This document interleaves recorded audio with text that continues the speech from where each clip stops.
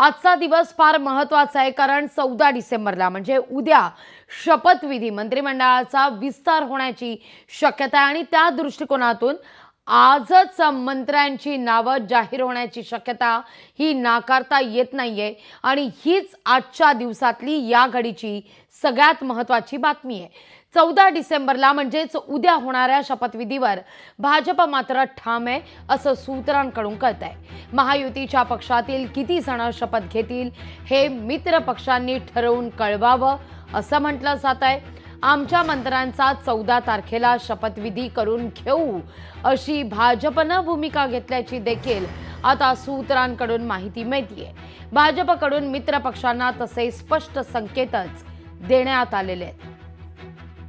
या सगळ्याविषयी अधिक माहिती घेण्याकरता थेट जाऊया आपले प्रतिनिधी भूषण शिंदे यांच्याकडे। भूषण, आपण जर काल पाहिलं तर काल संध्याकाळी उशिरा चंद्रशेखर बावनकुळे हे एकनाथ शिंदे यांच्या भेटी करता गेलेले होते।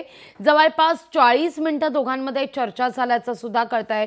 आता मात्र अशी बातमी येते महायुतीतल्या 2 घटक पक्षांनी काय ते ठरवायचंय, कुणी शपथ घ्यायची, कोणाची नावं असणार, पण आपण मात्र शपथ घेणार आहोत 14 तारखेला अशी भूमिका आता भाजपनं घेतलेली आहे।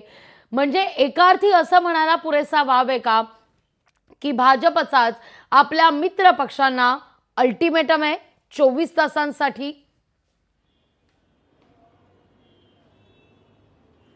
नक्कीच लागवी, उद्या 14 डिसेंबर आहे आणि त्यापूर्वी म्हणजे अगदी एक दिवस आधी असताना आपल्याला काही हालचालींना वेग आलेला पाहायला मिळत आहे।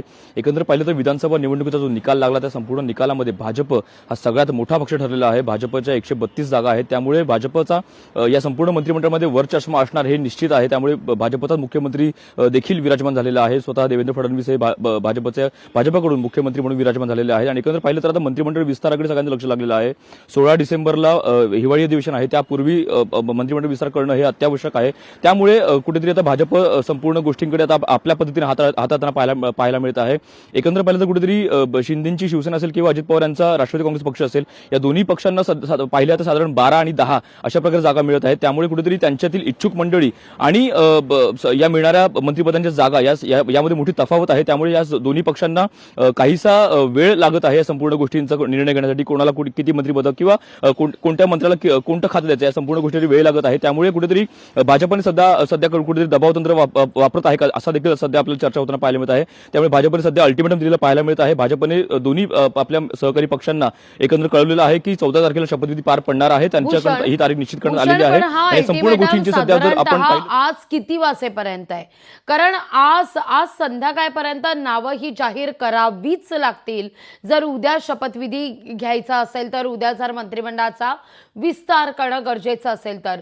त्यामुळे आता आज किती वाजेपर्यंत हा अल्टिमेटम देण्यात येतोय या संदर्भात काही बातमी कळते का? नक्कीच लागवी, भाजपने पाहिलं तर कुठेतरी अल्टिमेटम दिलेला आहे। कुठेतरी 14 डिसेंबरच्या पूर्वी म्हणजे आज 13 डिसेंबरला या संपूर्ण गोष्टीमध्ये कुठेतरी तोडगा निघालाच पाहिजे। एकंदर भाजपच्या 20 जागा, शिवसेनेच्या 12 जागा आणि अजित पवार यांच्या राष्ट्रवादी काँग्रेस पक्षाच्या 10 जागा अशा प्रकारे हे मंत्रिमंडळ विस्तार असणार आहे। मात्र आज ही नावं निश्चित करणं हे गरजेचं आहे आणि या संदर्भात जर पाहिलं तर कुठेतरी आज एक अत्यंत महत्त्वाची बैठक देखील पार पडू शकते, ज्यामध्ये स्वतः राज्याचे मुख्यमंत्री, नवनिर्वाचित मुख्यमंत्री देवेंद्र फडणवीस, त्यासोबतच उपमुख्यमंत्री अजित पवार आणि उपमुख्यमंत्री एकनाथ शिंदे या तिघांमध्ये बैठक पार पडू शकते। त्यामुळे या बैठकीत संपूर्ण या गोष्टीवर तोडगा निघतो का हे देखील पाहणं महत्त्वाचं असणार आहे। मात्र आज या संपूर्ण गोष्टीचा तोडगा निघणं हे आवश्यक आहे। या संपूर्ण गोष्टी तोडगा निघण्यासाठी भाजप सध्या आपल्याला अगदी दबाव तंत्र वापरताना पाहायला मिळत आहे। त्यामुळे आज या दोन्ही पक्षांना अल्टिमेटम दिलेलं आहे आणि उद्याच्या दिवस उजाडण्यापूर्वी आज या संपूर्ण गोष्टी तोडगा निघून मंत्रिमंडळाची यादी जी आहे ती तयार करून उद्या शपथविधी पार पडण्याच्या प्रकारे भाजपकडून एक दबाव आपल्याला करताना पाहायला मिळत आहे। लागवी, निश्चित भूषण, तुर्तास धन्यवाद तुम्ही दिलेल्या एकूणच सविस्तर माहिती करता। लोकशाही मराठी ऐका, पहा, जागरूक रहा।